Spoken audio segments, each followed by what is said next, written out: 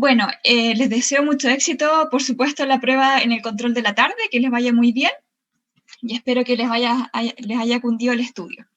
¿Alguien quiere comentar algo antes de comenzar la clase? ¿No? Ya, entonces vamos a partir. Voy a comenzar a grabar. Ya, nosotros el día de ayer comenzamos a ver el objeto como un requisito del negocio jurídico y dijimos que había que analizarlo desde una doble perspectiva, es decir, desde la existencia y desde la licitud. El día de ayer revisamos la existencia y dijimos que para determinar la existencia del objeto había que distinguir entre las obligaciones de dar, las obligaciones de hacer y no hacer. Para las obligaciones de dar dijimos que el objeto tenía que ser real, tenía que ser determinado y tenía que ser comerciable, ¿cierto? Determinado, determinable.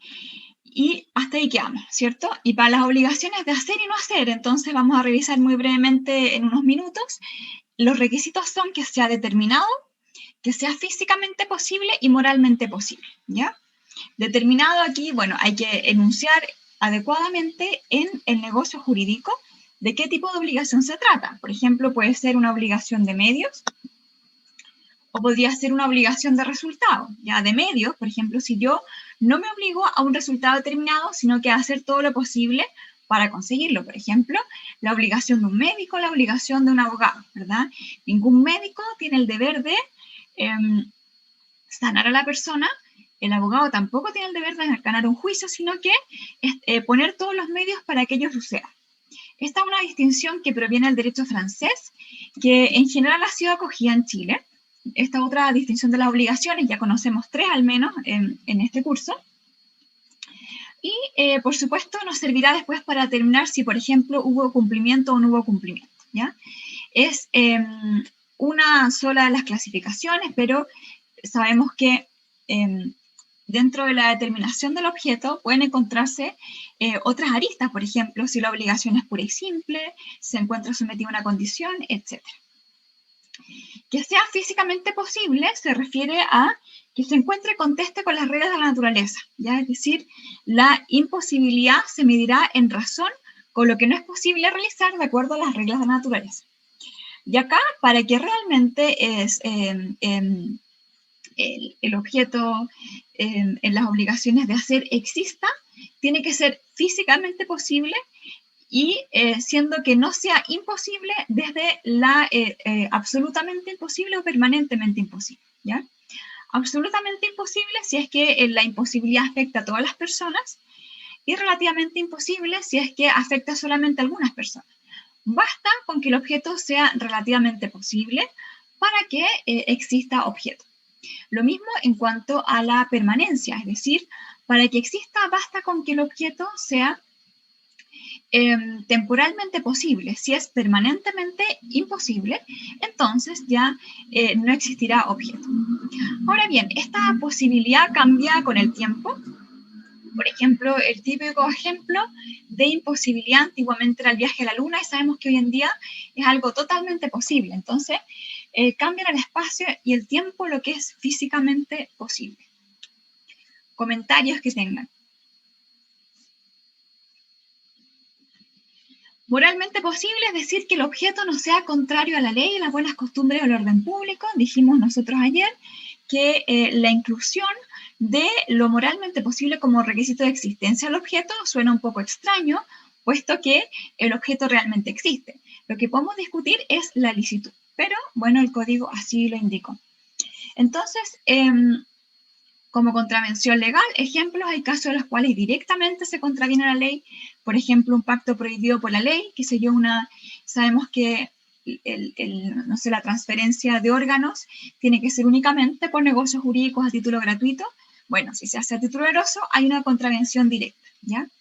Pero también es posible que haya una contravención indirecta, es decir, que a lo mejor los sujetos se pongan de acuerdo para, en el fondo, transgredir la ley. Entonces, por ejemplo, algunos ejemplos, vamos a revisar esto en detalle cuando veamos simulación al final del curso, encontramos empleo de instituciones jurídicas diversas. Por ejemplo, si es que yo sé que no puedo donar algo a alguien o quiero, por ejemplo, en el fondo, evadir los trámites de una donación, porque el legislador, como habíamos visto al principio del curso, es más riguroso con la donación que con los negocios jurídicos a título oneroso. Escondemos una donación bajo una compraventa simulada, ¿ya? Por ejemplo, te vendo mi casa bajo un tal precio y en la escritura ponemos y el precio se entiende pagado en este acto, ¿ya? Siendo que realmente el precio nunca se pagó. Otro ejemplo sería modificar las circunstancias de hecho. Por ejemplo, si se prohíbe la compraventa entre cónyuges no divorciados o, perdón, no separados judicialmente, bueno, ¿qué hacen las personas? Se divorcian, se separan judicialmente, perdón, celebran el negocio jurídico y se vuelven a casar, ¿ya? Interposición de persona, otro ejemplo, contravención indirecta. Por ejemplo, yo sé que no le puedo vender a tal sujeto porque es, por ejemplo, mi cónyuge y no estamos separados judicialmente, se le vende un tercero para que ese tercero se lo venda a mi marido, ¿ya? Y bueno, contravención a las buenas costumbres, ya dijimos que era un concepto válvula, y la contravención al orden público. El orden público es una noción también válvula, no se encuentra definida por el legislador. Tradicionalmente, en un momento al menos se lo vinculó con el derecho público y se vinculó el orden público con aquello que se refería a la organización del Estado. Hoy en día es mucho más amplio que eso y se refiere simplemente a aquello que es de interés social, ¿ya? Incluso puede referirse a relaciones entre privados. Por ejemplo, pensemos el atentado a la indemnidad de una persona, ¿ya? Estaba pensando yo en este punto que puede generar conflicto, ¿verdad? O puede desafiar un poco estas tradiciones y probablemente habrá que discutir aquellos casos en que, por ejemplo, una persona se somete voluntariamente a algún tipo de mutilación, por ejemplo. Piensen ustedes en, no sé, si bien la indemnidad o la integridad es un bien jurídico no disponible, a lo mejor es posible que alguien considere que es estéticamente mejor, no sé, pues tener la mitad de la oreja, por ejemplo, o tener, no sé, que le falte un pie. Entonces, si es que adolecería objeto ilícito, o ilícito, perdón, o no, estos contratos por los cuales se comprometa un artífice a realizar este tipo de operación. ¿Comentarios o dudas? Bueno, terminamos la existencia del objeto. Vamos a revisar ahora la licitud, ¿ya? Y la licitud del objeto probablemente es lo más difícil, creo yo, o una de las materias más difíciles del negocio jurídico y muy probablemente todo el derecho civil patrimonial. Entonces, les recomiendo que estén muy atentos a lo que vamos a ver esta clase y probablemente las dos clases siguientes, porque es complejo. Obviamente, estoy segura que lo van a comprender perfectamente, pero hay que estar atentos, ¿ya? La licitud del objeto. Entonces, el código no define lo que es un objeto lícito. Tampoco nos define lo que es un objeto ilícito. Solamente nos indica los casos de objeto ilícito. Y eso significa que si yo les pregunto a ustedes qué es un objeto lícito, ustedes me van a responder cuál sería la respuesta. ¿O cuál es el objeto lícito? ¿Cuál es la respuesta?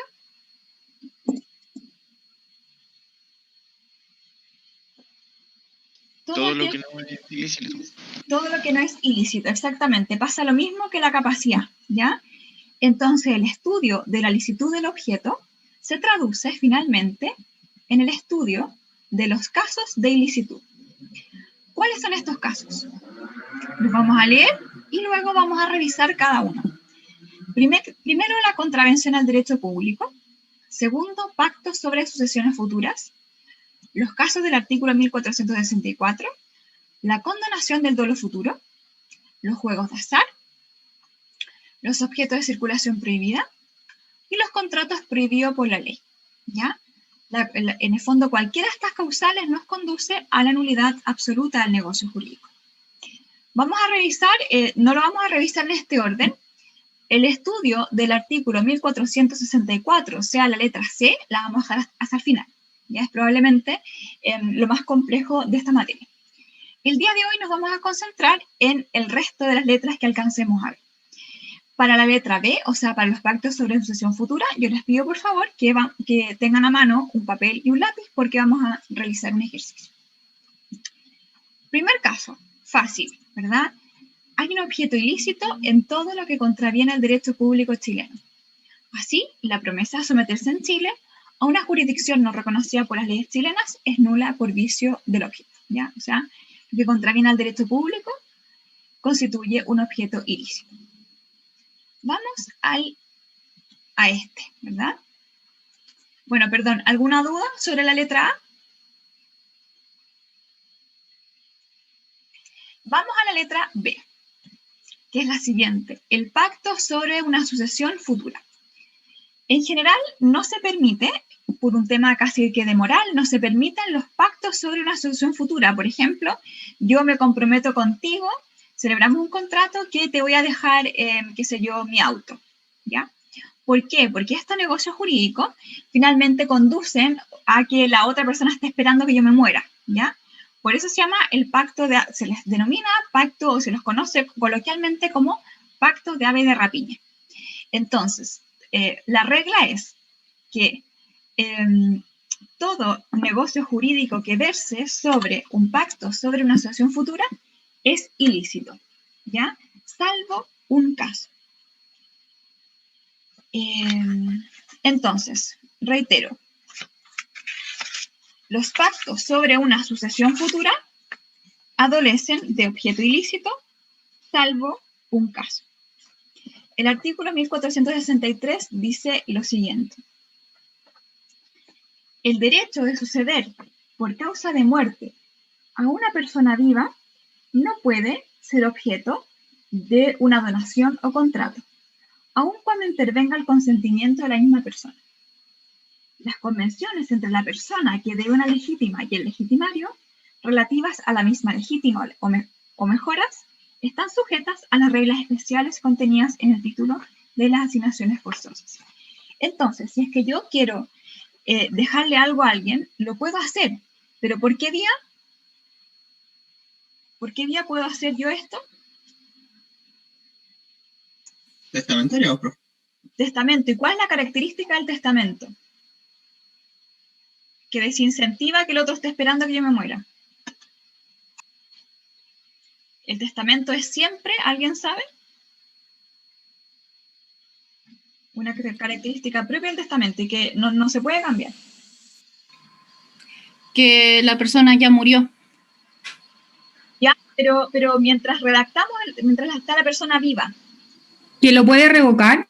Exactamente. El testamento es esencialmente revocable. Entonces eso significa que es verdad que yo le puedo dejar algo con quien quiera, con ciertas limitaciones. Obviamente en Chile no hay libertad absoluta de testar, pero se desincentiva este pacto de haber rapiña porque yo puedo cambiarlo cuando quiera. Y eso no se puede modificar, o sea, ni siquiera por un contrato se puede alterar esta regla, ¿ya?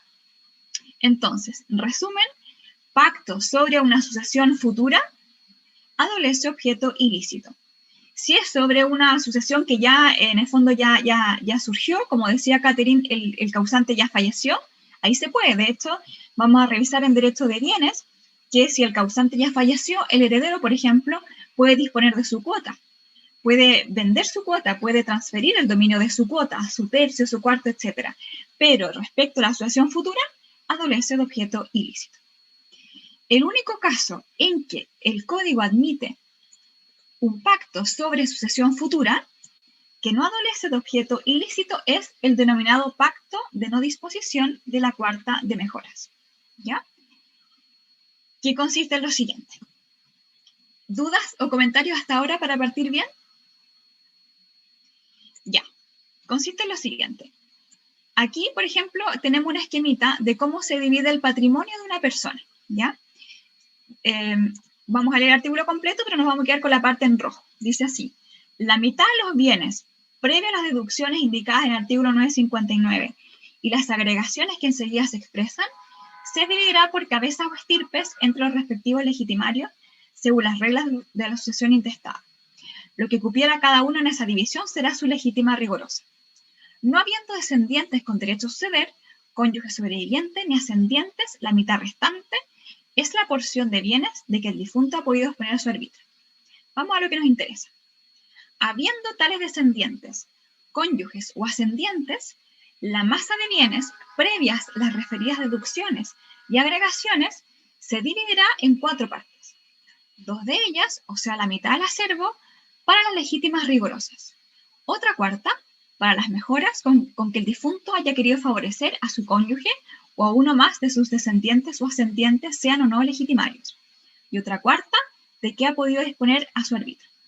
Entonces, respecto al patrimonio de una persona, como dice acá, miren este cuadrito de acá, espero que estén viendo la flecha, se divide en 4, ¿ya? La mitad, el causante no la puede tocar, o sea, el testador, eventual testador, no la puede tocar. ¿Por qué? Porque va a los legitimarios. En Chile no existe libertad absoluta de testar. No le puedo dejar todo a un amigo, ¿ya? Sino que la decisión del legislador chileno, eso lo vamos a ver en sucesorio, fue que respecto de ciertos sujetos voy a presumir que el causante tenía un mayor afecto, ¿ya? Hay otros sistemas jurídicos en que eso no es así. No se presume este mayor afecto, por ejemplo, por razones biológicas. En Chile es así. Entonces, la mitad no la puedo tocar. Luego tenemos un cuarto, que es la cuarta de mejoras, que sirve para mejorar la posición de un legitimario, ¿ya? Entonces, con esta cuarta, por ejemplo, si acá está mi hijo, vamos a inventar que tengo 3 hijos, ¿ya? Con esta cuarta, yo puedo mejorar al hijo A, al hijo B o al hijo C, ¿ya? O puedo tomar, por ejemplo, la mitad de esta cuarta y se la dejo al hijo A, y la otra no la dispongo y por lo tanto se agrega a la mitad legitimaria y se reparte entre los que corresponden. Y finalmente la cuarta libre disposición la dejo a quien yo quiera, ¿ya? A una fundación, a un amigo, no sé, quien yo quiera. ¿Hasta aquí hay alguna duda? Entonces, resumen, el patrimonio se divide en 4, la mitad no la puedo tocar, es para los legitimarios, la cuarta me sirve para mejorar la posición de un legitimario, y la otra cuarta queda de libre disposición, yo hago lo que quiera, ¿ya? Es posible, por ejemplo, que yo en el fondo disponga de la mitad de mi cuarta mejoras, la mitad de la cuarta libre disposición, y bueno, me quedaría un cuarto para lo que yo no disponga se vuelve a esta mitad intestada, ¿ya? ¿Comentarios o dudas? Bueno, antes de entrar al pacto de no disposición, me gustaría indicarles quiénes son legitimarios. Y acá, el 1182, esto les va a servir para los casos, ¿verdad? Dice, son legitimarios los hijos, personalmente o representados por su descendencia, los ascendientes y el cónyuge sobreviviente, ¿ya? Si se fijan, en el número 1 dice los hijos, personalmente o representados por su descendencia.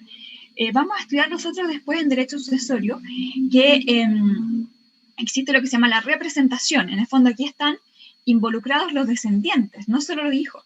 Porque, por ejemplo, si los hijos, si alguno de los hijos no puede o no quiere heredar, heredan los hijos de los hijos por representación de tal hijo, ¿ya? Por ejemplo, el causante, no sé, pues Gabriela, y tiene 2 hijos, Benjamín y Catherine, ¿ya? Pero la Catherine, al momento de la apertura de la asociación, la Catherine se murió y la Catherine tenía como hijas a Daniela y María Ignacia. Entonces, en ese caso, lo que ocurre es que hereda originalmente Benjamín como hijo de Gabriela y luego María Ignacia y Daniela como hijas de Catherine. ¿Ya? Obviamente, María Ignacia y Daniela reciben cada una la mitad de la Catherine, o sea, en el fondo reciben la mitad de lo que va a recibir Benjamín. ¿Ya? ¿Dudas o consultas? ¿No? Yo, profesora, tengo una duda y una consulta, que es un caso real, o sea, de hecho es muy personal y muy familiar, de hecho salió hace nada. Un tío buscó su nombre en internet. La cosa es que encontró a mi mamá, a mi tío y a sus 2 hermanos que tenía, o sea, son 4 en total. Y esta herencia venía del abuelo. Y el abuelo, yo no tengo, o sea, de mi bisabuelo, pero abuelo de mis papás, o sea, de mi mamá. Y la herencia del abuelo recae porque viene del tatarabuelo. Imagínense todo la sucesión que viene. Y él tampoco era la herencia de él, sino de la hermana que no se había casado y no tenía heredero. Ya, a ver, espérame, déjame ver si puedo. Yo sé que hay una parte en que uno puede escribir para hacerme el esquemita, pero no lo pillo.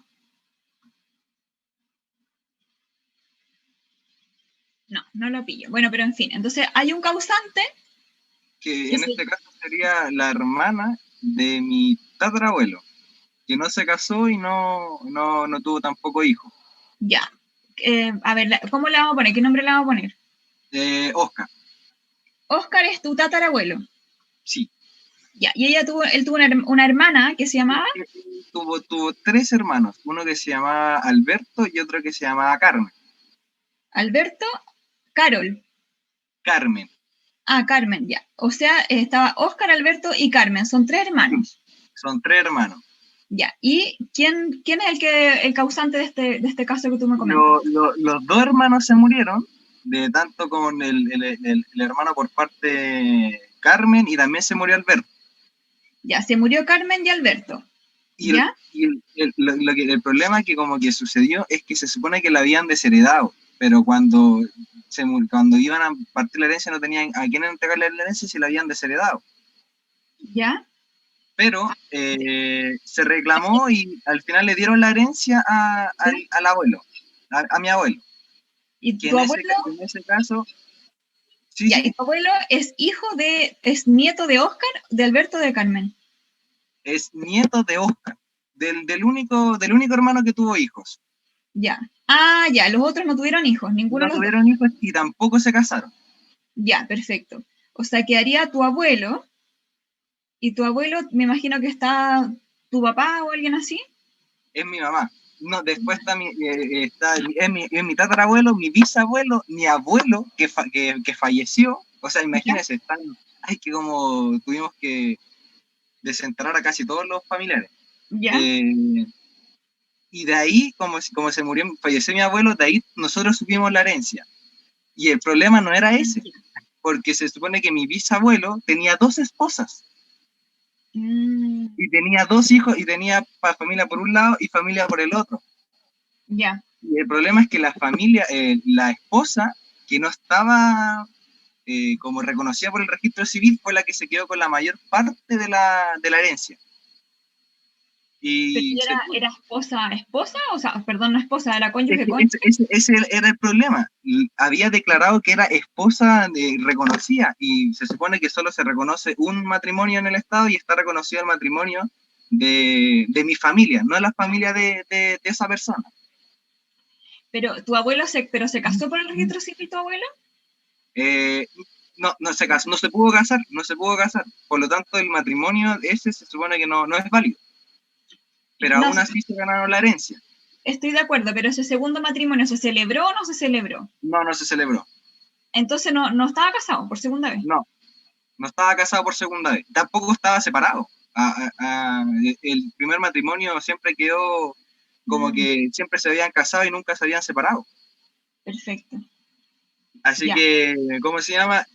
Por algo igual entiendo un poco el tema de las sucesiones, porque imagínense, nosotros tuvimos que ver el tema de la sucesión desde el tatarabuelo. Claro. Desde el tatarabuelo, y como el tatarabuelo no tenía hermanos, como no tenían hijos los hermanos, cayeron a mi tatarabuelo, y mi tatarabuelo como falleció. Imagínense que la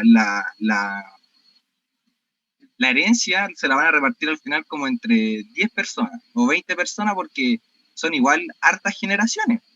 Claro. Y sin comentar que yo creo que los hijos sí se merecen la parte de la herencia, pero la persona que se casó, en este caso, que no está reconocido en matrimonio, ella no se lo debería quedar con una parte de la herencia. ¿Estoy en lo correcto o no es así? Espera, dame un segundo.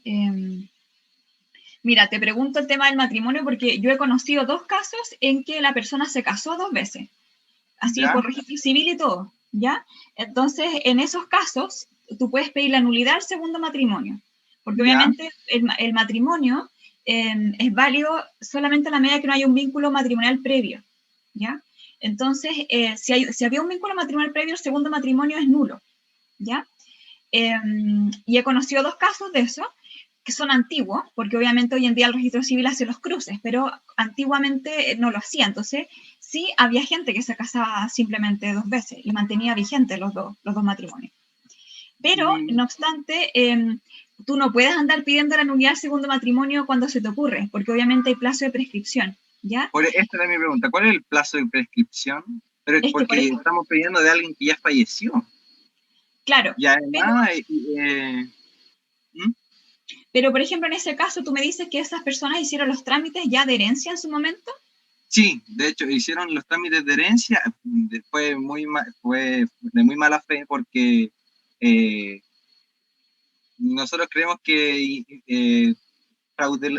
cambiaron el testamento porque no, de toda la herencia, imagínense que habían casas, habían departamentos, y lo único que nos dejaron fueron una tele blanco y negro con una impresión, con una impresora. Era bien pudiente el caballero original. Sí, entonces... y nos dimos cuenta recién el 18 de septiembre, porque y esto estaba en el diario. Ya. Pero ¿te acuerdas tú cuándo se hizo la posesión efectiva? El 2016,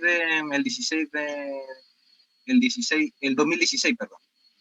2016 en agosto. Creo que las prescripciones son plazos de 10 años, o de 5, si no me equivoco.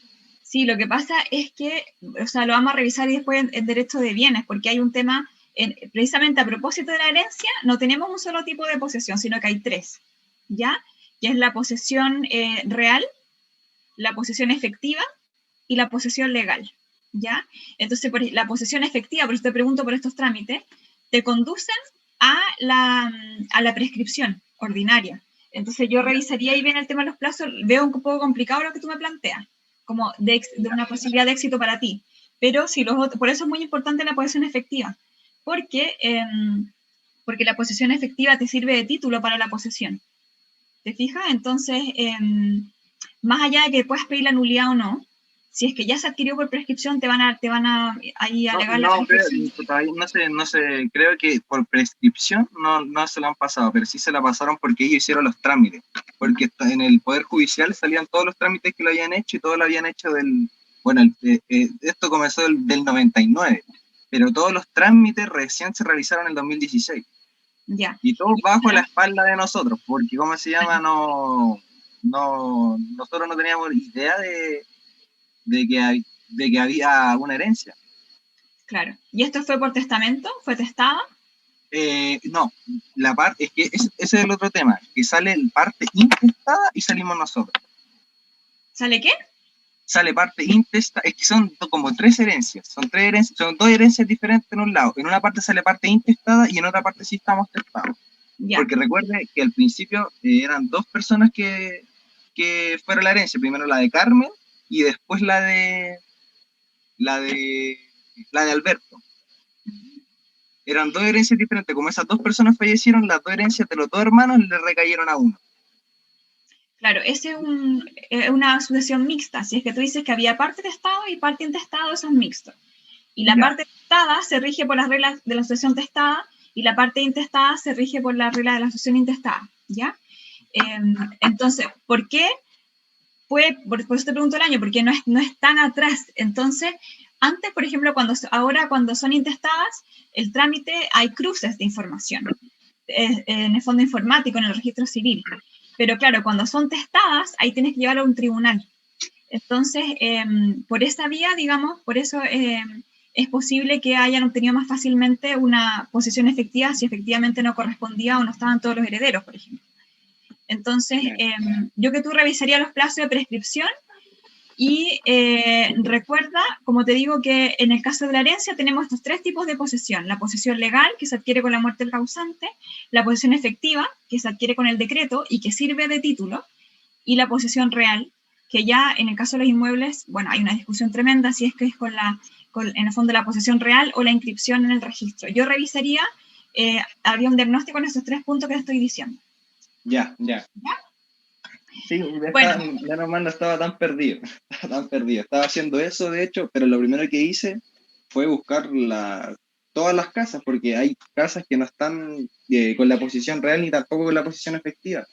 Por lo tanto, igual es como un poco desordenado el caso, porque como que yo creo que la familia vio que se murió alguien saquemos las casas que podamos y era. Pero por eso es extraño el caso, porque no tomaron toda la herencia, sino que tomaron cierta parte de la herencia y lo hicieron así como a la mala.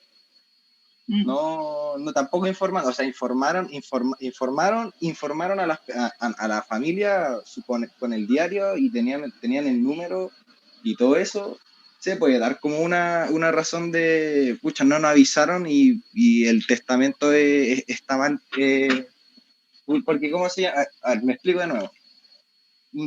Se puede apelar a quien no se buscaron los herederos de una buena forma, de buena fe, porque después de todo hay cierta cantidad de herederos y todos los herederos tienen que estar como de acuerdo en qué se va a hacer. En este caso son bienes de casa. Si uno está en contra de decir, no quiero que se venda la casa, se tendría que hacer repartición, o sea, no quiero quedarme con la casa, y uno está en contra, se tienen que hacer repartición de bienes, ¿verdad? O sea, no es que se tenga que, igual eso lo vamos a ver el otro año, pero no es que se tenga que hacer repartición de bienes, lo que pasa es que nadie está obligado a permanecer en la indivisión. Entonces, ponte tú, si es que tienes una herencia, no sé, pues con 5 herederos, tú tienes razón en decir que no se puede disponer de nada sin el consentimiento de todos. O sea, tienen que estar todos de acuerdo. Si uno no está de acuerdo, no se puede disponer, ¿ya? Se discute para los actos de administración. Por eso es importante distinguir entre un acto de administración y de disposición. Los de administración, ahí hay una tremenda discusión, ¿ya? Si es que uno puede actuar sin el consentimiento de los otros. Pero sí, como no se puede disponer sino de consumo, o sea, todos de acuerdo, ni siquiera por mayoría, es que nadie puede ser obligado a estar en la indivisión, y lo que puede solicitar es la división de la comunidad, porque ahí se forma una comunidad, ¿ya? Y más que la partición en el fondo, de cada bien, lo que se hace es una adjudicación, una partición y adjudicación de todo lo que esté en esa herencia, o del bien indiviso, dependiendo de... ¿Ya? Ya, profesora, me quedo mucho más claro. Hablé con otro abogado y no me lo explicaron de la misma forma a usted. Muchas gracias, profesora. Mucha suerte, que te vaya muy bien. ¿Enredado el caso? Sí, bien enredado. Sí, muy enredado. Imagínese todo lo que tuve que buscar del tatarabuelo que nació en 1905. Imagínese. Imagínate. Muchas gracias, profesora. De nada. Bueno, miren, volvamos al caso de la no disposición de la cuarta de mejora. Nosotros ya sabíamos que, en el fondo, sabemos cómo se divide el patrimonio, sabemos se divide en la mitad, estamos recordando para enchufarnos de nuevo en lo que estábamos viendo, la mitad legitimaria, la cuarta de mejoras que yo puedo utilizar para mejorar la situación de uno de los legitimarios, y la cuarta libre disposición, que yo hago lo que quiera, ¿ya? ¿En qué consiste este pacto? El único pacto que se permite como que no adolece de objeto ilícito. Leamos la norma, dice: si el difunto hubiera prometido por escritura pública entre vivos a su cónyuge o alguno de sus descendientes o ascendientes que a la sazón era legitimario, no donar ni asignar por testamento parte alguna de la cuarta de mejoras, y después contraviniera su promesa, el favorecido con esta tendrá derecho a que los asignatarios de esa cuarta le enteren lo que le habría valido el cumplimiento de la promesa, a prorrata de lo que su infracción le aprovechare. Cualesquiera otras estipulaciones sobre sucesión futura entre un legitimario y el que le deba la legítima serán nulas y de ningún valor. Entonces, el pacto que está permitiendo el código es un pacto de no disponer de la cuarta de mejoras. Por ejemplo, vamos a inventar que tenemos un señor que se llama Mauricio y tiene 3 hijas, María, Rosa y Jacinta, ¿ya? Y este caballero tiene un patrimonio de 120 millones de pesos, ¿ya? Un voluntario. ¿Nadia? Yo. Ya, ¿quién dijo yo? La Catherine. Catherine. Tenemos un patrimonio de 120 millones de pesos. ¿Cuánto es la mitad legitimaria? 60.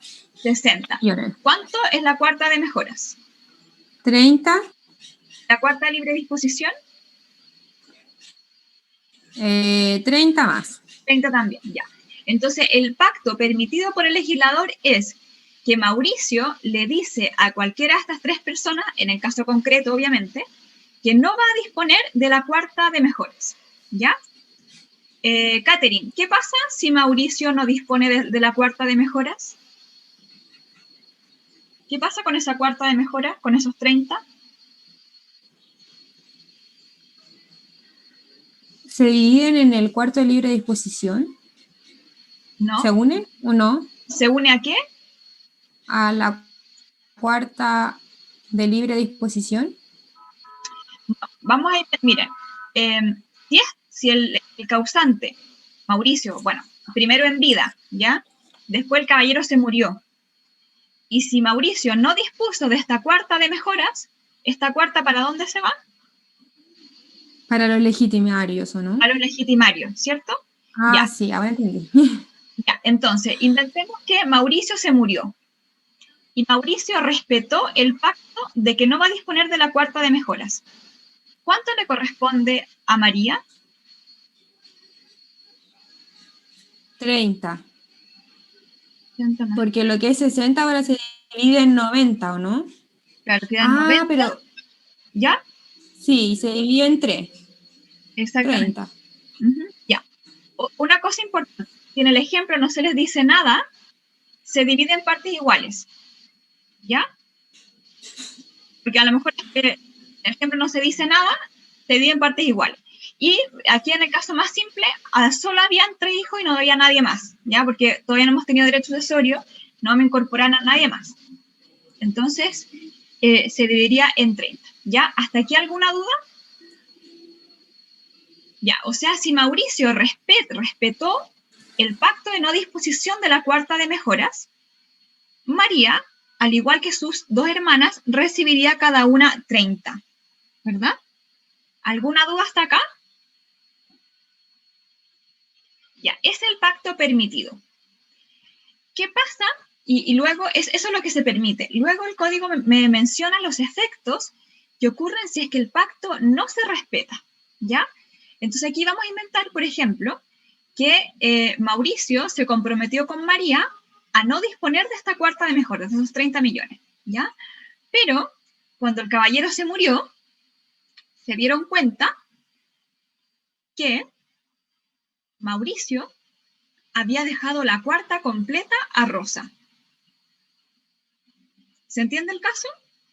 O sea, Mauricio no respetó el pacto con María, le dijo no voy a disponer de la cuarta de mejora, no lo respetó, era un instrumento por escritura pública, y le dejó esa cuarta completita a Rosa. Si volvemos a la norma, ¿cuál es la solución que me da el código? Dice, si el difunto hubiera prometido por escritura pública entre vivos a su cónyuge o alguno de su descendiente o ascendiente que a la sazón era legitimario, no donar ni asignar por testamento parte alguna de la cuarta de mejoras, y después contraviniera su promesa, el favorecido con esta tendrá derecho a que los asignatarios de esa cuarta le enteren lo que le habría valido el cumplimiento de la promesa a prorrata de lo que su infracción le aprovecha. ¿Ya? Volvamos acá.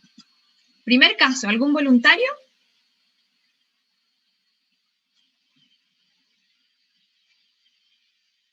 A ver, Gabriela, ¿estás ahí, Gabriela?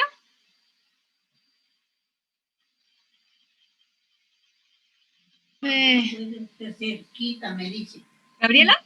Sí, aquí estoy. Ya, Gabriela, mira, primer caso. O sea, ¿entendiste el supuesto? El caballero le dijo a María, no voy a disponer de la cuarta mejoras, y después se la deja a Rosa. ¿Se entiende el caso? Sí, se la dejó a Rosa.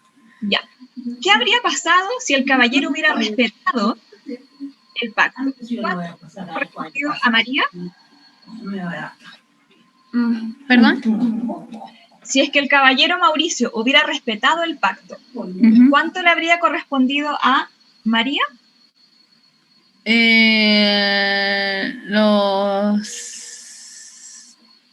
Los 30. Si es que, recuerden lo que dijo Catherine, si es que, en el fondo, si es que no se dispone a esta cuarta de mejoras, ¿qué pasa con esto? Recuerda que eran 120, ¿ya? La mitad legitimaria son 60, ¿verdad? Sí, sí. Y la cuarta de mejoras son 30, ¿ya? Ya. Si es que el señor no dispone de esta cuarta de mejoras, ¿a dónde se van esos 30?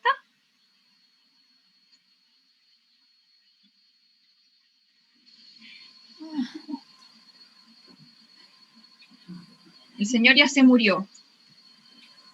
Algo hay que hacer con esa plata, ¿cierto? ¿Te dejó comida a ella?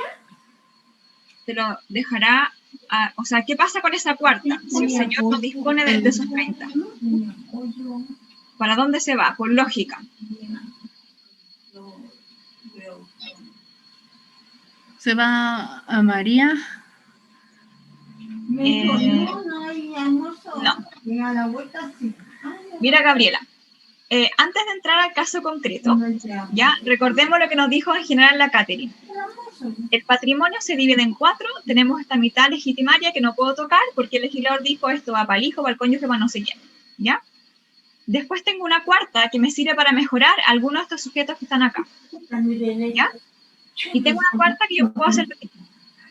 Así son eso, para sentarse. En este caso consiste en que Inicio le dice a uno de sus 3 herederos, no, vamos a inventar que no hay más herederos, que esta cuarta no la va a tocar.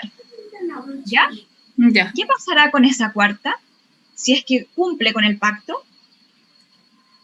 Y el caballero no testa respecto a esa cuarta de mejoras.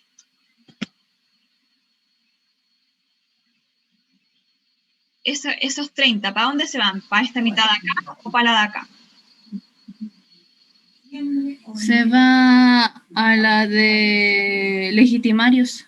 A los legitimarios, muy bien. Tenemos 3 legitimarios en el caso, María, Rosa y Jacinto. ¿Ya? Ya.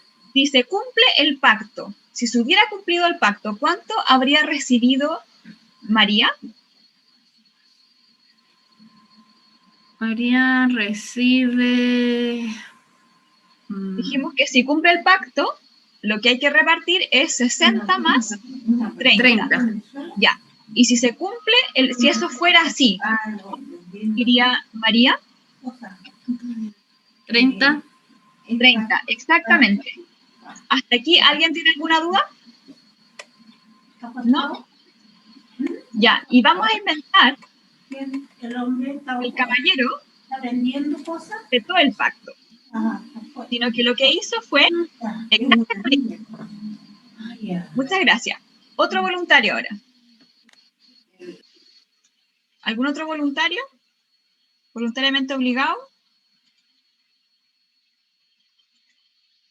La Kiara, ¿está la Kiara?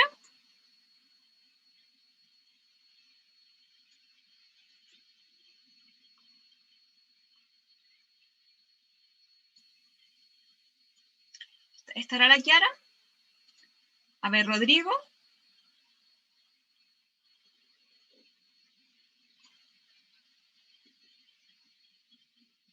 ¿Bárbara? ¿Está Bárbara? Sí, profe. Ya, Bárbara. Entendemos el supuesto concreto, ¿verdad? Si el caballero hubiera respetado el pacto, a la María le habría tocado 30, ¿cierto? Sí. Ya. Entonces vamos al primer caso. El caballero no respetó el pacto y le dejó la cuarta de mejoras a Rosa. ¿Ya? ¿Ya? Si eso fuera así, ¿cuánto le tocaría a María? 20. A ver, déjame calcular. Yo también tengo mi papelito acá. Si eso fuera así, si el legislador dijo, ya, dejémoslo así, entonces tendríamos la mitad legítima. Serían 20, 20, 20. María quedaría con 20 exactamente. Después, Rosa, ¿con cuánto quedaría? Con 50. 50 exactamente. ¿Y Jacinta? Con 20. Con 20, ya, exactamente.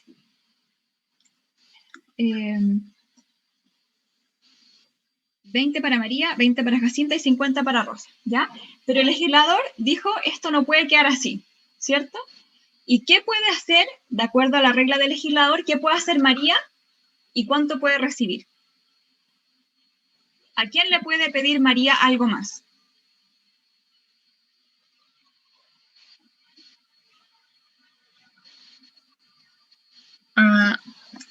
¿A Rosa sería? A Rosa, exactamente. Porque ella fue la favorecida. Exactamente, ella fue la favorecida. Muy bien. ¿Y cuánto le puede pedir? ¿Le puede pedir los 30 de la cuarta de mejoras?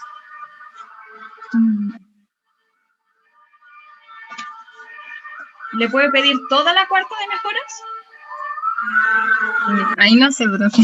Profesora, Perdón, está sonando una bomba. No sé si la escuchan, pero aquí está pasando como que hay mucho ruido de bomba. Esperé un minuto para que pase la bomba.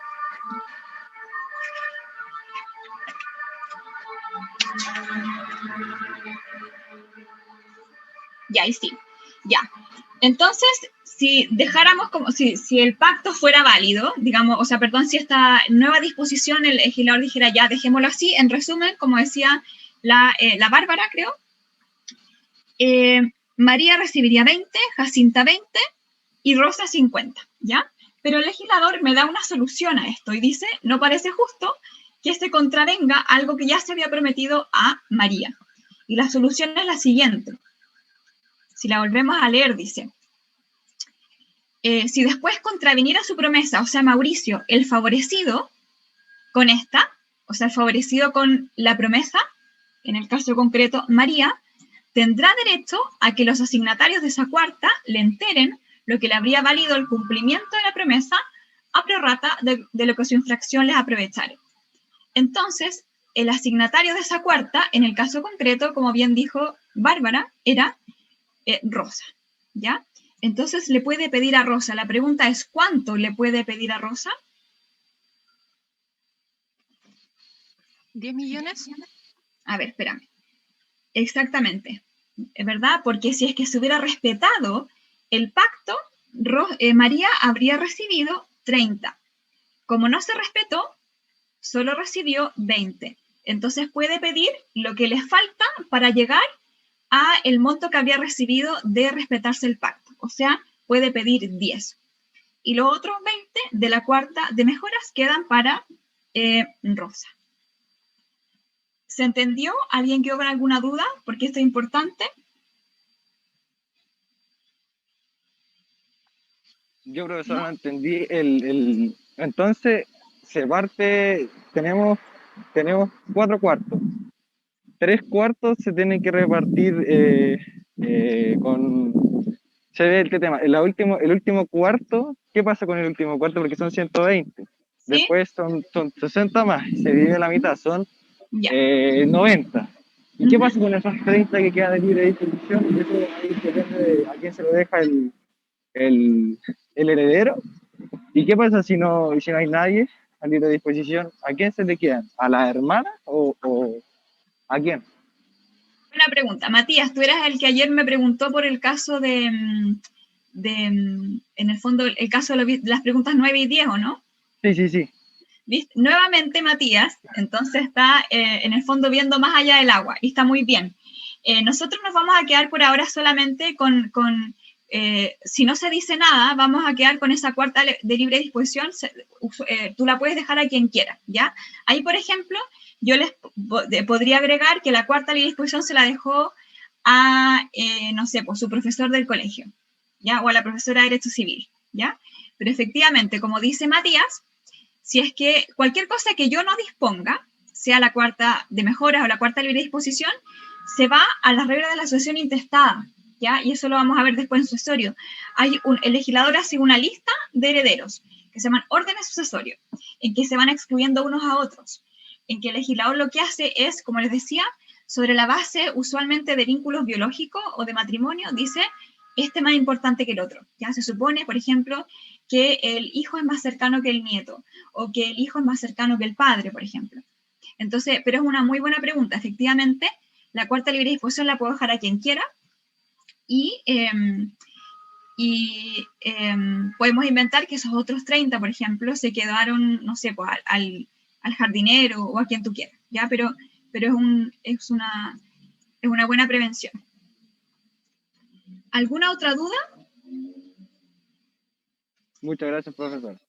Gracias a ti, súper buena pregunta. Vamos al último caso y con eso vamos a terminar, ¿ya? Segundo supuesto, ¿ya? Volvemos a lo mismo que nos dijo Catherine. La cuarta de mejora son 30. Mauricio con María pactó que no iba a disponer de esa cuarta, ¿ya?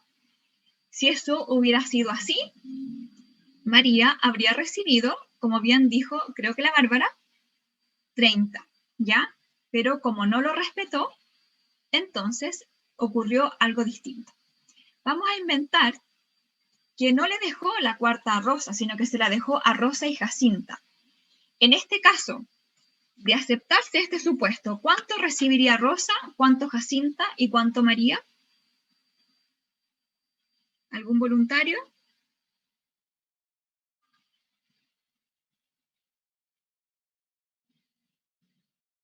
¿Puede repetir la pregunta, profe? Sí, ya terminamos el primer caso. Dijimos que contraviene y le deja toda la cuarta mejoras a Rosa, ¿ya? En ese caso, María tiene derecho a pedirle a Rosa 10 y Rosa se queda con 20, ¿ya? ¿Alguna duda de ese punto?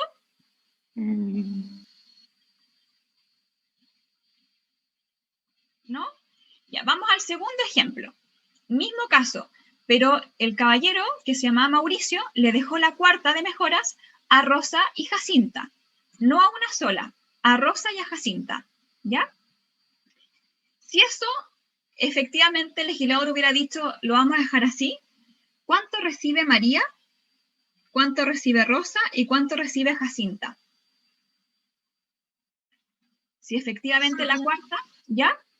35 Rosa y 35 Jacinta y María serían los 20, ¿o no? Exactamente. Rosa serían 20, o sea, primero le corresponde a 20 a cada una por la mitad legitimaria, ¿cierto? Pero además a Rosa y Jacinta le agrego la mitad de la cuarta de mejoras. Y si la cuarta son 30, la divido en 2, 15 y 15 para cada una. ¿Ya? ¿Dudas hasta acá? Ya, pero el legislador acá la solución me dice es, María tiene derecho a completar lo que le habría valido de haberse respetado el pacto. ¿Cuánto era eso que le falta?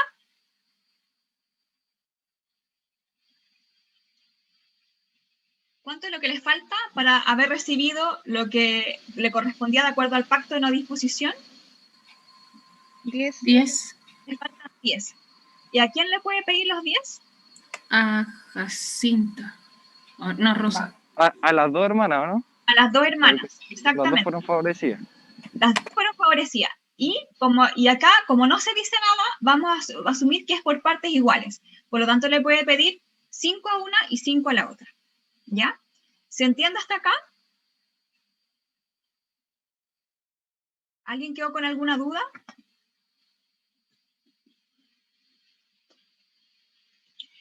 Bueno, eso en el fondo se traduce en el estudio del pacto de no disposición de la cuarta de mejora. Recuerden que la persona favorecida con el pacto y si el pacto se incumplió, puede pedirle a la persona a quien finalmente se dejó la cuarta de mejoras que le entregue lo que le habría valido de haberse respetado el pacto. ¿Cuánto le puede pedir a la otra? Bueno, si es que es una sola, el total, ¿cierto? Lo que le habría correspondido. Pero si es más de uno, es en proporción de lo que cada una de las otras ganó. En el caso que yo les planteé, Rosa y Jacinta, cada una se llevó la mitad. Ya recuerden que para derecho sucesorio y para el régimen de indivisión, también según lo que vamos a ver en bienes, si no se dice nada es por partes iguales. ¿Ya? Pero es posible, por ejemplo, que el testador le hubiera dejado a Rosa 2/3 de la cuarta y a Jacinta 1/3 de la cuarta. Y en ese caso, María le tiene que pedir los 2/3 de los 10 millones a Rosa y 1/3 de los 2 millones a Jacinta.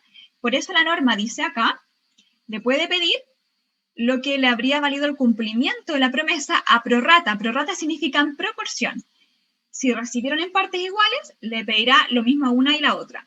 Pero si es que recibieron no en partes iguales, sino que en otra proporción, le podrá pedir, en el fondo, en proporción también lo que le habría correspondido. ¿Comentarios o dudas?